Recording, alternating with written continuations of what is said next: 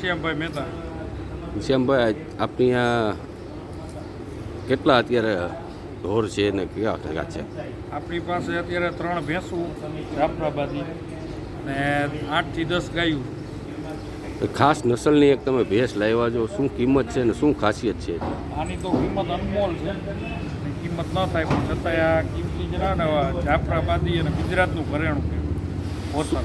શું ખાસિયત છે આ ભેંસમાં? આ જાફરાબાદી ભેંસ છે, આનો સિંગનો પટ્ટો, મોરો, પછી દૂધની કેપેસિટી, કેટલું દૂધ આપે? લંબાઈ, દૂધ આખા દિવસનું 25 થી 26 લીટર આપે. કેટલી લંબાઈ છે ને કેટલી ઊંચાઈ? આની લંબાઈ અંદાજે 11 ફૂટ જેવી છે અને ઊંચાઈ 6 ફૂટ જેવી. કેટલી કિંમત ગણાય એની? આની કિંમત તો થાય નહીં પણ છતાંય કિંમતી, આના જેવું ગુજરાતમાં ક્યાંય જનાવર નથી. તમે કેટલાની લાવ્યા? અમારે મિત્રતાના દાવે આપી છે અને કિંમત આની થાય નહીં પણ ભાવ અમે કર્યો નથી. આ મંગાણી છે તમારી પાસે, મેં સાંભળ્યું.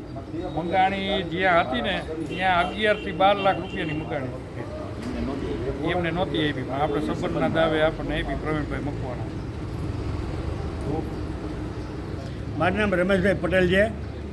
રમેશભાઈ, આજે ખાસ તમે ભેંસ જોવા આવ્યા છો, શું ભેંસની ખાસિયત છે ને શું વિગત છે એમાં તમે જાણી? આમ તો આ ભેંસની ખાસિયત વિશે જોઉં અને જો હું કહું કે જે તે ટાઈમે અમારી પાસે ભેંસો હતી અને અમે થોડું ઘણું જાણીએ છીએ પશુપાલન તરીકે, તો આ ભેંસની ખાસિયત એવી કે ગુજરાતમાં જેને કહીને કે તેણે તેના મેળા, હમણાં મારા અગાઉ એક ભાઈએ કીધું, તેણે તેના મેળામાં ભેંસ જોવા આવ્યા હતા અને ત્યારે પણ એવું વખાણ હતું અને ક્યાંથી લોકો ભેંસ લેવા માટે આવતા હતા. પણ એક અમારા ઘનશ્યામભાઈ મહેતા કે જે ભૂદેવ, મને તો એ વિચાર આવે છે કે આ ભૂદેવ બ્રાહ્મણ ઉઠી અને આજે ભેંસું ગાવું ને આટલા શોખીન છે.